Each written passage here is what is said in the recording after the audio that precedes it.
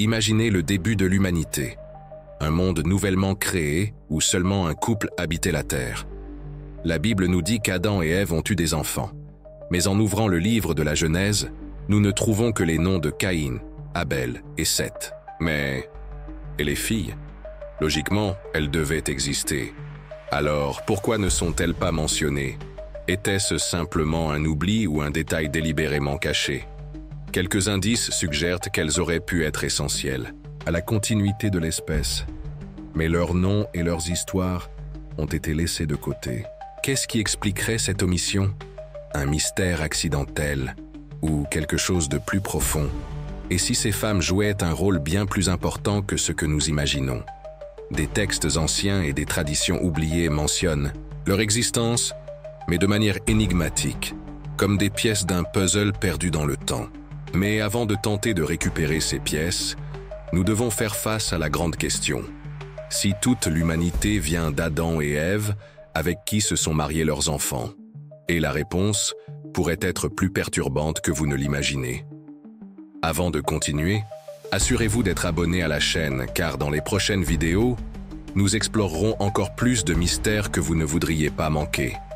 S'il n'y avait qu'un seul couple au départ, les mathématiques ne mentent pas. La seule façon pour l'humanité de se multiplier était par l'union entre frères et sœurs. Mais cela soulève une question inconfortable. La première génération d'humains a-t-elle vraiment dû se marier entre eux à l'époque? Cela n'aurait peut-être pas posé de problème. La Genèse elle-même mentionne que les patriarches ont vécu des centaines d'années.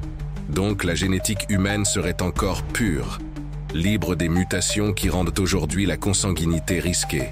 Mais si cela était si naturel, pourquoi la Bible ne mentionne-t-elle pas explicitement ces mariages? D'un autre côté, certaines traditions affirment que Dieu a créé d'autres femmes en plus d'Ève, ce qui rendrait cette hypothèse inutile. Cela nous mène à un mystère encore plus controversé. Et si d'autres lignées humaines existaient en plus de celles d'Adam et Ève, y aurait-il des indices cachés à ce sujet dans les textes anciens? La réponse pourrait résider dans les omissions même de la Genèse. C'est ici que nous entrons dans un terrain dangereux, ce que la Bible a choisi de ne pas dire. Si quelque chose est intriguant dans la Bible, ce sont les silences. De petits détails qui pourraient tout changer, mais qui ne sont pas mentionnés. Dans le cas des filles d'Adam et Ève, ce silence devient encore plus suspect. Le livre de la Genèse se concentre sur les lignées masculines. Depuis Caïn et Seth jusqu'au patriarche suivant, les femmes semblent être des ombres nécessaires à la continuité de l'humanité, mais sans visage, sans histoire. Est-ce juste un reflet de la culture de l'époque? Ou y aurait-il quelque chose au sujet de ces femmes qui ne devait pas être enregistré? Certains écrits apocryphes, des textes anciens exclus de la Bible, mentionnent qu'Adam et Ève ont eu plusieurs filles, mais ces écrits ont été considérés comme non inspirés et rejetés. Pourquoi? Qu'y avait-il dans ces histoires qui ne pouvaient pas être officialisées? Pour comprendre cela, nous devons explorer quelque chose que la tradition chrétienne a rejeté, mais qui a survécu dans les entrelignes des textes interdits. Et si d'autres livres révélaient ce que la Genèse a caché?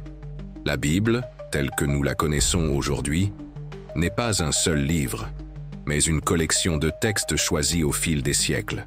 Mais que dire des textes rejetés? Des livres comme Jubilees et Jasher donnent des détails fascinants sur la descendance d'Adam et Ève. Selon ces sources, Ève n'a pas seulement donné naissance à des fils, mais aussi à des filles, qui ont joué des rôles essentiels dans la formation de l'humanité. L'un de ces textes mentionne Hawan, qui serait l'épouse de Caïn, et Azura, associée à Seth. Mais voici le problème. Ces femmes n'apparaissent pas dans la Bible officielle. Pourquoi ont-elles été effacées? Était-ce une question théologique, ou y avait-il quelque chose de plus profond derrière ces omissions? Certaines théories suggèrent que ces femmes pourraient avoir été impliquées dans quelque chose de bien plus grand que de simples mariages et enfants. Et c'est ici que nous plongeons dans un mystère encore plus profond.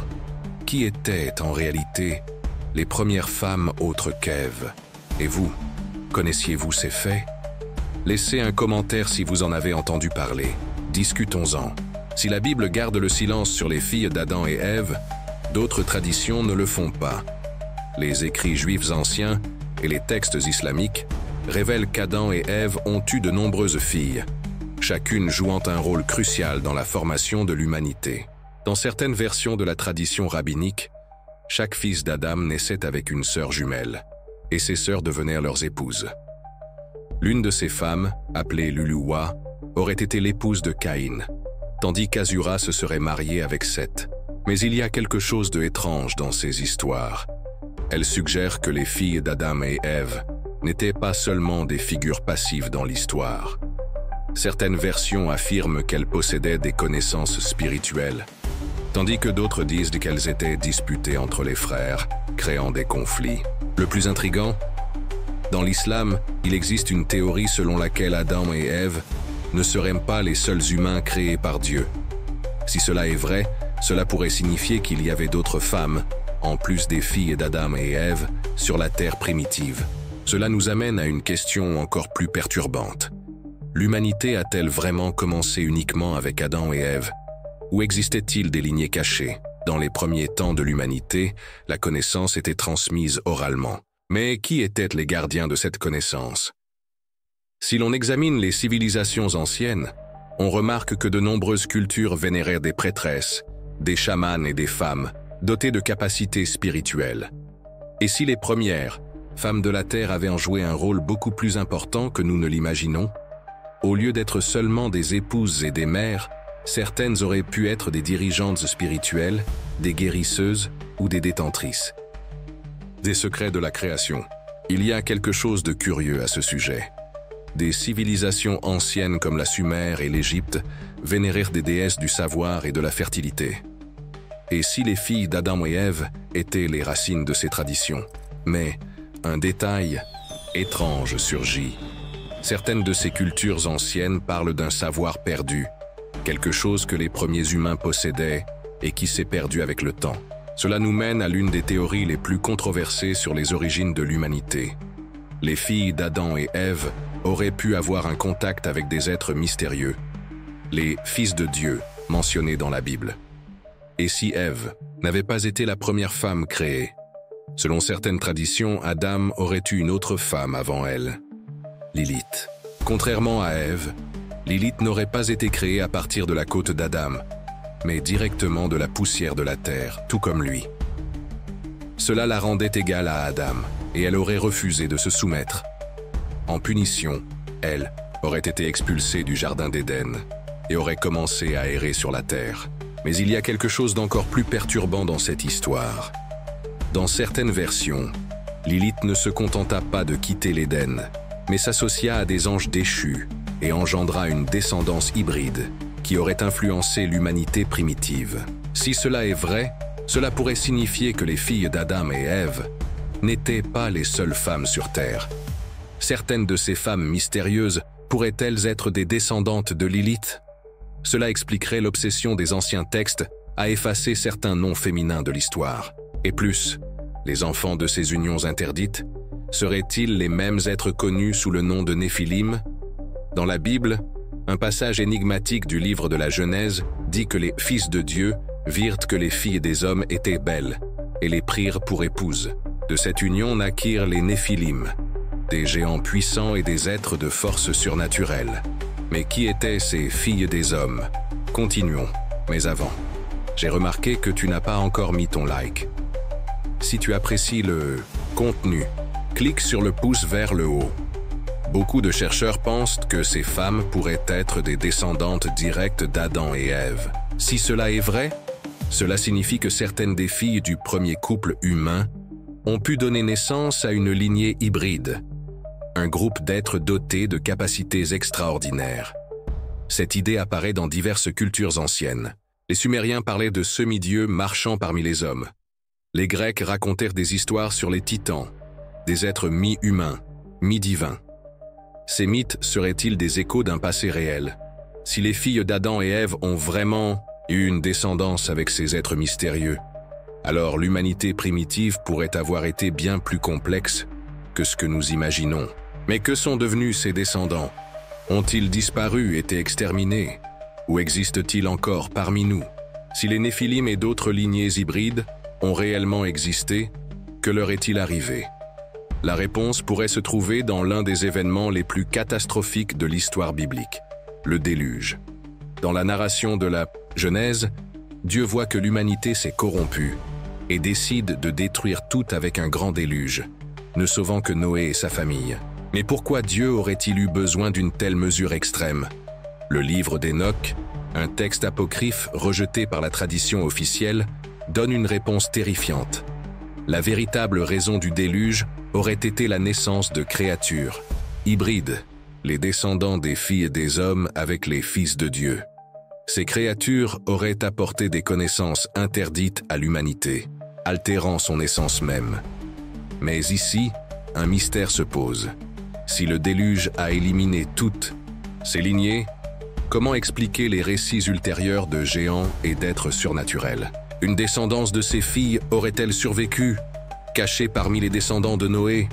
Et si oui, où se trouvent ces lignées aujourd'hui? Après le déluge, l'humanité recommence avec Noé et ses enfants. Mais quelque chose de bizarre se passe. Même après cette grande purification, nous trouvons des récits de géants et de peuples mystérieux dans la Bible.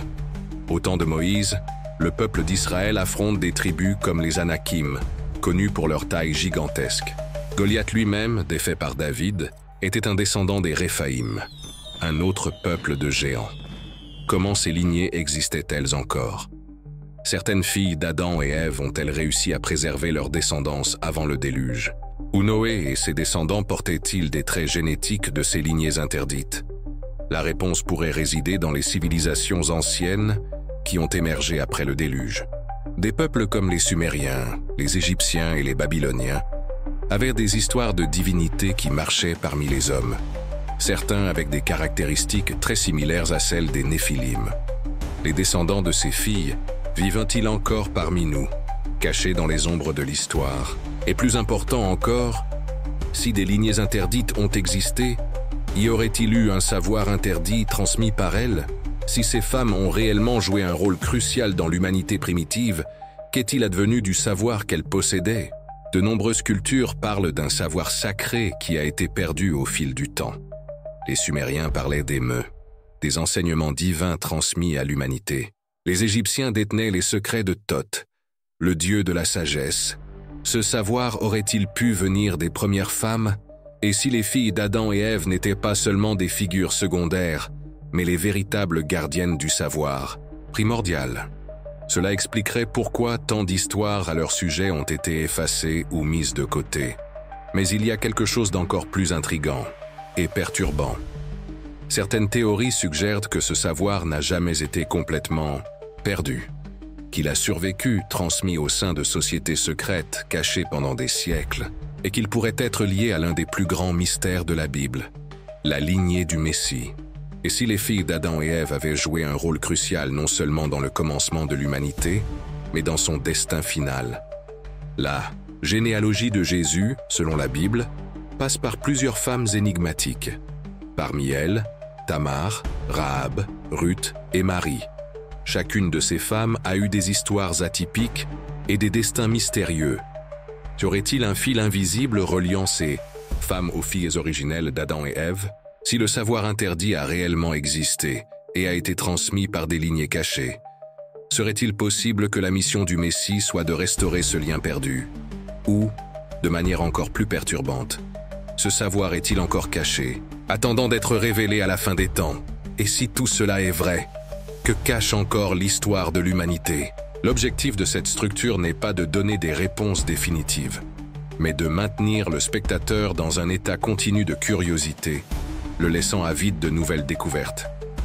Chaque sujet se connecte au suivant comme des pièces d'un puzzle incomplet, alimentant le désir de rechercher plus d'informations et encourageant théories et discussions. Merci d'avoir regardé jusqu'à la fin. N'oubliez pas de vous abonner pour recevoir encore plus de contenu incroyable comme celui-ci.